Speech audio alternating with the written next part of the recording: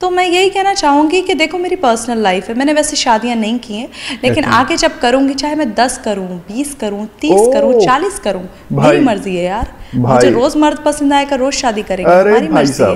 Hello guys, एक बार फिर स्वागत है भाइयों का चैनल रिएक्शन बाबा में। मेरा नाम है राम और गाइज आज मैं रिएक्शन करने वाला हूँ डॉक्टर जाकिर नाइक वर्सेस अर्शी खान। अर्शी खान आप लोगों को बताइए, शायद बिग बॉस में आई थी, मुझे ज्यादा पता नहीं। मतलब सेलिब्रिटी हैं, इन्होंने बोला है, जो कि मुस्लिम होने के बावजूद भी इन्होंने बोला है कि मुझे जो भी मर्द पसंद आएगा तो मैं उससे शादी करना चाहती हूँ, मैं कई शादियां करना चाहती हूँ, ऐसा कुछ स्टेटमेंट इन्होंने दिया है। और आगे इस वीडियो में हम देख लेते हैं। इसको क्लियर किया है डॉक्टर जाकिर नाइक साहब ने। उम्मीद है आप लोगों को वीडियो पसंद आए तो शेयर करें दोस्तों के साथ और इस वीडियो को लाइक करें। और साथ ही फर्स्ट टाइम चैनल पर वीडियो देख रहे हैं तो प्लीज चैनल को सब्सक्राइब करें। आज के रिएक्शन में स्टार्ट कर लेता हूं बिना किसी देरी के। Let's play. तो मैं यही कहना चाहूँगी कि देखो मेरी पर्सनल लाइफ है, मैंने वैसे शादियाँ नहीं की हैं, लेकिन आगे जब करूँगी चाहे मैं 10 करूँ, 20 करूँ, 30 करूँ, 40 करूँ, मेरी मर्जी है यार। मुझे रोज मर्द पसंद आएगा, रोज शादी करेंगे, हमारी मर्जी है। औरत क्यों ने एक से ज्यादा मर्द रख सकती? सबसे पहला, अगर एक मर्द की एक से ज्यादा बीवी है और जब बच्चा पैदा होता है तो फौरन हमें पता लगता है कि उसका वालिद कौन है, उसकी वालदा कौन है। सही बात है। लेकिन अगर एक औरत के एक से ज्यादा शोहर है, एक औरत के एक से ज्यादा शोहर है, अगर बच्चा पैदा होगा तो वालदा का तो पता लगेगा, वालिद का पता नहीं लगेगा। सही बात है, सही बात। और आप जब स्कूल में जाएंगे और स्कूल में प्रिंसिपल पूछेगा वालिद का नाम क्या है, कि आपको 2 नाम देने पड़ेंगे। इसीलिए इस्लाम में एक बीवी के एक से ज्यादा शोहर होने की इजाजत नहीं। ये सूरह निसा की आयत है, सूरह नंबर 4 आयत नंबर 23 और 24 और 25 में, कि शादीशुदा औरत फिर से शादी नहीं कर सकती। और कई वजह है। हम जानते हैं कि साइंस और टेक्नोलॉजी बढ़ने के बाद आज डीएनए टेस्टिंग के हिसाब से हमें पता चल सकता है कौन वालिद है कौन वालदा है, लेकिन ये तो अभी रिसेंट डिस्कवरी है, इतने साल पहले तो पता नहीं था। और ये एक सिर्फ वजह नहीं है, ये भी 100% डेफिनेट नहीं है, बट मान भी लो 100% डेफिनेट है, ये एक वजह नहीं और कई वजह है। आज साइंस ये कहती है कि man is more sexual as compared to a woman. A man is more sexual biologically as compared to a woman. तीसरी वजह है कि एक आदमी मल्टीपल शोहर की जिम्मेदारी संभाल सकता है, एक से ज़्यादा शोहर की जिम्मेदारी संभाल सकता है, लेकिन औरत एक से ज़्यादा बीवी की जिम्मेदारी संभाल नहीं सकती, क्योंकि एक औरत में मेंस्ट्रुअल साइकिल होता है। Due to the menstrual cycle उसकी जहनी हालत बदलते रहती है, due to the oestrogen level going up and down. कोई भी डॉक्टर से पूछिए, वो कहेगा कि during this period it is difficult for her to maintain a balance. और मान लो कि जो वजह मैंने कहा कि आदमी एक से ज़्यादा बीवी कर सकता है, अगर औरत पे लागू होता है, औरत अगर बांझ है, बच्चा पैदा नहीं कर सकती, फिर भी शोहर उसकी देखभाल कर सकता है और एक बीवी कर सकता है। लेकिन साइंस ये कहती है कि अगर मालूम पड़ता है कि औरत बांझ है या आदमी बच्चा पैदा करने में हिस्सा नहीं ले सकता है, फिर भी चांसेस है कि ये सिचुएशन चेंज हो सकती है। अगर बीवी को पता लगता है कि आदमी में कुछ बीमारी है जिसके वजह से वो बच्चा पैदा नहीं कर सकता, बच्चा पैदा करने में हिस्सा नहीं ले सकता है, लेकिन ये 100% डेफिनेट नहीं। अगर वो और एक शोहर से शादी करती है, चांसेस है कि दिस पोजीशन कैन रिवर्स, और कब रिवर्स होगा ये कोई नहीं कह सकता। फिर जब बच्चा पैदा होगा हमें पता नहीं लगेगा कौन उसका बाप है, पहला शोहर या दूसरा शोहर। उसके बावजूद अगर शोहर अपाहिज हो जाता है और बीवी चाहती है कि मैं दूसरा शोहर करूं, वो बेशक शोहर से खुला ले सकती है। सही बात। और जब खुला लेती है वो नई शादी कर सकती है, लेकिन आदमी जब औरत को तलाक देता है, तलाकशुदा को नया शोहर मिलना मुश्किल है। तलाकशुदा औरत जो बीमार है उसको नया शोहर मिलना मुश्किल है, लेकिन आदमी जब बीवी खुला लेंगी और नया शोहर करेंगी उसको भी सपोर्ट मिलेगा और वो आदमी को भी सपोर्ट मिल सकता है। इसीलिए इस्लाम में, कुरान में लिखा है कि बीवी एक से ज़्यादा शोहर नहीं रख सकती, लेकिन आदमी एक से ज़्यादा बीवी रख सकता है। और एक से ज़्यादा बीवी करने की कई वजह है, जैसे औरत की तादाद इस दुनिया में मर्द से ज़्यादा है, तो औरत की हिफाजत करने के लिए कुछ मर्द को एक से ज़्यादा बीवी करने की इजाज़त देना पड़ेगा, फिर ही औरत महफूज रह सकती। और कई वजह है, और वजह है कि कई बार बीवी अगर कुछ उसमें मेडिकल प्रॉब्लम है तो वो बच्चे को जन्म नहीं दे सकती, तो ऑप्शन रहता है क्या वो बीवी को तलाक दे और नई बीवी करे। लेकिन इस्लाम में उस बीवी को भी देखे और नई बीवी कर सकते हैं और दोनों बीवी की देखभाल कर सकता है वो इस्लाम में मर्द।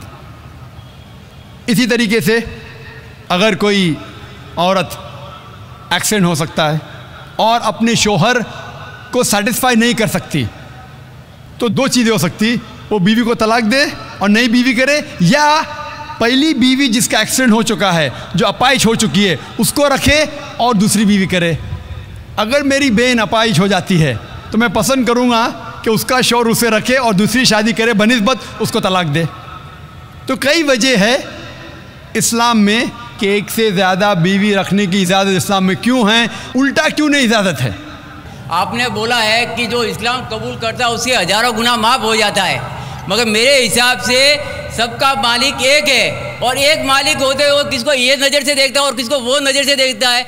हिंदुओं को माफ़ नहीं करेगा और जो इस्लाम धर्म स्वीकार करता है उसको माफ़ कर देगा। ये कौन सा ऊपर वाले का कानून है जो मेरी समझ में नहीं आ रहा है। बहुत अच्छा सवाल, सही बात है, बहुत अच्छा सवाल। मालिक एक तो सारे इंसानों के लिए अदल भी एक होता है। बहुत अच्छा सवाल, बहुत अहम सवाल। भाई का सवाल है कि ये किधर क्या मुसलमानों को माफ़ करता है, हिंदू को नहीं माफ़ करता है। मैंने आपसे कहा कि जो इंसान नाम का मुसलमान है, उसका नाम मोहम्मद अब्दुल्ला जाकिर है, तो वो काफ़ी नहीं जन्नत में जाने के लिए। मुस्लिम का मतलब वो इंसान जो अमन हासिल करता है अपनी ख्वाहिश, अपनी मर्ज़ी से खुदा के अहकामात पे अमल करने के बाद। यानी जो इंसान अपने मालिक के अहकामात पे अमल करता है वो सच्चा इंसान है। वो नाम का क्या है उसका मैं कोई लेना देना नहीं। यहाँ मैं कह रहा हूँ कि जो इंसान अल्लाह के अलावा किसी के साथ शिर्क कर रहा था, आज शिर्क करना छोड़ दिया, आज उसके गुनाह माफ़ होंगे, चाहे कोई भी हो। आप भी अगर कहते कि मैं शिर्क करना छोड़ दूंगा, अल्लाह के अलावा किसी और की इबादत नहीं करूँगा, जो हिंदू मज़हब की किताब में लिखा है, और मैं मानूंगा आखिरी पैगंबर मोहम्मद सल्लल्लाहु अलैहि वसल्लम में, चाहे आप ईसाई है, चाहे आप हिंदू है, चाहे आप यहूदी है, आज आप अगर अपने मालिक का कहना मानेंगे तो आपका मालिक आपको माफ़ करेगा। लेकिन अगर आप कहेंगे मेरा मालिक एक, लेकिन मालिक का कहना नहीं मानेंगे तो मालिक कैसा माफ़ करेगा। मिसाल के तौर पे एक एग्ज़ामिनेशन होता है, टीचर सारे तालिबे इल्म के लिए बराबर है।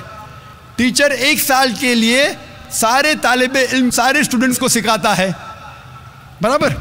लेकिन एग्ज़ामिनेशन में जो टीचर पूरे साल भर सिखाता है, जो तालिबे इल्म वो टीचर के सिखाए मुताबिक एग्ज़ामिनेशन पेपर में लिखता है वो पास हो जाएगा।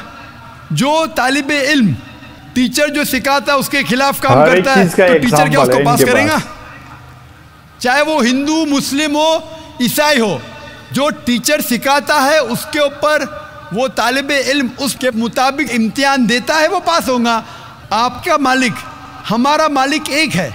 सारी किताबों में लिखा है, हिंदू मज़हब की किताब में, यहूद मज़हब की किताब में, ईसाई मज़हब की किताब में, इस्लाम मज़हब की किताब में, सिख मज़हब की किताब में कि मालिक एक है।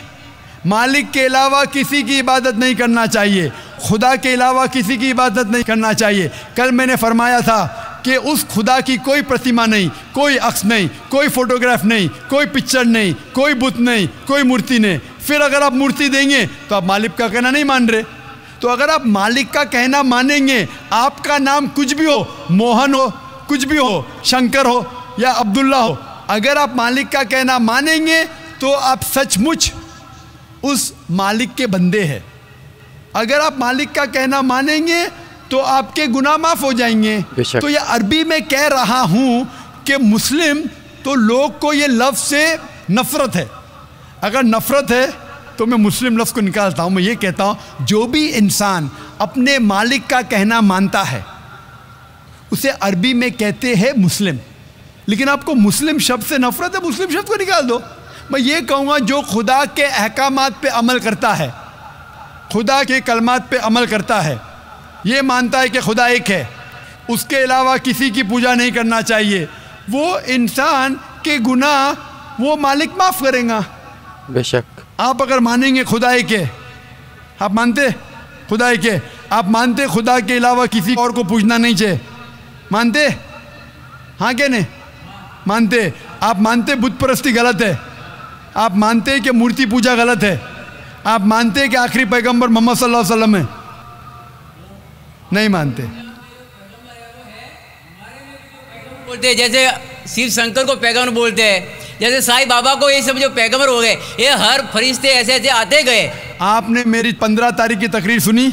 मैंने नहीं सुना। मोहम्मद सल्लल्लाहु अलैहि वसल्लम का जिक्र मुख्तलिफ मजहबी किताबों में, आप कैसेट लीजिए, मेरी तकरीर है मोहम्मद सल्लल्लाहु अलैहि वसल्लम का जिक्र मुख्तलिफ मजहबी किताबों में। इसमें मैंने साबित किया हूँ कि मजहबी किताब बदलने के बावजूद सब मजहबी किताब में लिखा है कि आखिरी पैगंबर आने वाले हैं, उस आखिरी पैगंबर का नाम है मोहम्मद सल्लल्लाहु अलैहि वसल्लम। आप हिंदू मजहब से ताल्लुक़ रखते?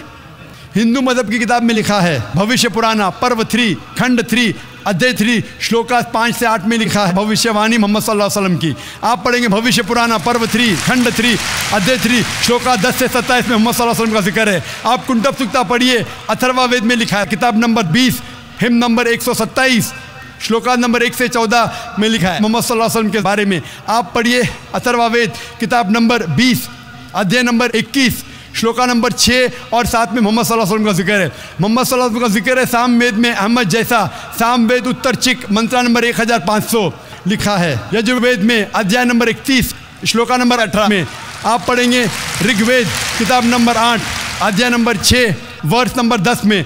आप अगर पढ़ेंगे अथर्वा वेद किताब नंबर 8 अध्याय नंबर 5 श्लोका नंबर 16 में मोहम्मद सल्लल्लाहु अलैहि वसल्लम के बारे में अहमद लिखा है। अथर्वा वेद किताब नंबर 20 हिम नंबर 126 वर्ष नंबर 14 में कई जगह लिखा है नाराशंसा। नाराशंसा मतलब वो आदमी जो प्रशंसा के लायक है, इसका अरबी में तर्जुमा होता है मोहम्मद। मोहम्मद सल्लल्लाहु अलैहि वसल्लम का नाम से जिक्र है हिंदू मजहब की कई किताब में। ऋग्वेद किताब number 1 hymn number 13 verse number 3, Rigveda किताब number 1 hymn number 18 verse number 9, Rigveda book number 1 hymn number 106 verse number 4, Rigveda book number 1 hymn number 142 verse number 3, Rigveda book number 2 hymn number 3 verse number 2, Rigveda book number 5 hymn number 5 verse number 2, Rigveda book number 7 hymn number 2 verse number 2, Rigveda book number 10 hymn number 64 verse number 3, Rigveda book number 10 hymn number 182 verse number 2, Yajurveda chapter number 20 verse number 55,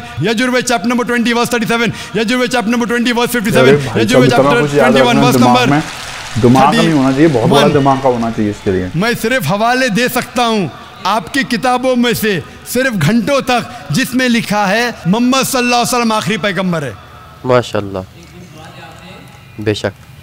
आज जो इस्लाम कबूल कर रहे हैं उनको ये समझाओ कि इस्लाम धर्म क्या है, उनको वो समझ में, मेरे भी समझ में नहीं आ रहा था इस्लाम बोलते किसको है। आपने कहा कि जो लोग इस्लाम कबूल कर रहे हो उन्हें समझाओ इस्लाम धर्म क्या है, आप नहीं समझे, वो लोग समझे इसलिए तो इस्लाम कबूल किए, आप भी समझेंगे तो आप भी कबूल करेंगे। ये 10 रोज़ा कॉन्फ्रेंस जो था, हमारा मकसद था बताने के लिए सारे इंसानों को इस्लाम क्या है। ये मीडिया जो इस्लाम को पेश कर रही है ये तोड़ मड़ोड़ के पेश कर रही है, हमारा मकसद ही था बताने के लिए सारे इंसानों को इस्लाम क्या है। अगर आप इस्लाम को नहीं अब तक जाने तो बेशक कबूल मत करो, जब भी पहचान लेंगे इस्लाम को तो इंशाअल्लाह आप भी शहादत देंगे। मेरी दुआ है अल्लाह सुब्हानहू व तआला से, उस मालिक से कि आपको हिदायत दे कि आप ये माने कि अल्लाह एक है, अल्लाह के अलावा कोई माबूद नहीं और मोहम्मद सल्लल्लाहु अलैहि वसल्लम आखिरी पैगंबर है। मैं कहूँगा वॉलंटियर से कि आपको मेरी DVD दे, मोहम्मद सल्लल्लाहु अलैहि वसल्लम का जिक्र मुख्तलिफ मजहबी किताबों में, उसमें सारे हवाले हैं और एक खुसूसन तकरीर है मोहम्मद सल्लल्लाहु अलैहि वसल्लम का जिक्र हिंदू मजहबी किताब में, सिर्फ हिंदू मजहब में। आप उसको देखो और इंशाअल्लाह आप इस बात को तस्लीम करेंगे आज नहीं तो कल कि अल्लाह एक है, उसके अलावा कोई माबूद नहीं और मोहम्मद सल्लल्लाहु अलैहि वसल्लम आखिरी पैगंबर है। तो गाइज ये वीडियो था, बहुत अच्छे से डॉक्टर जाकिर नाइक साहब ने एक्सप्लेन किया है जैसा कि मैंने न्यूज़ में देखा है और गूगल पे आर्टिकल्स देखे हैं कि अभी तो ये फिलहाल इंडिया के अंदर नहीं है, इनको इंडिया में बैन कर दिया गया है। बहुत सारी ऐसी चीज़ें इन्होंने बोली जो कि नहीं बोलनी चाहिए थी, इसीलिए इनको इंडिया से मतलब बैन कर दिया गया था। अब बात कर लेते हैं वीडियो की। जैसे कि अर्शी खान ने बोला था कि मुझे जो जो मर्द पसंद आएगा मैं उससे शादी कर सकती हूँ और मैं ये सब चीज़ें नहीं मानती। एक मुस्लिम होकर मुस्लिम कम्युनिटी के लिए ऐसा बोलना है। आप लोगों के क्या विचार हैं? क्या कोई महिला ऐसे मुस्लिम धर्म में रह के ऐसा कर सकती है? आप लोग जरूर अपने विचार कमेंट में करें। आपकी पसंद की कोई वीडियो आप चाहते हैं उस पर रिएक्शन हो तो आप उसके लिए भी कमेंट कर सकते हैं। वीडियो पसंद आई लाइक करें और आप ऐसे रिएक्शन वीडियो चाहते हैं तो प्लीज़ इस चैनल को सब्सक्राइब करें। आज के रिएक्शन में बस इतना ही, मिलूंगा नेक्स्ट किसी रिएक्शन में। तब तक thank you so much for watching. Bye bye guys, see you guys, take care guys.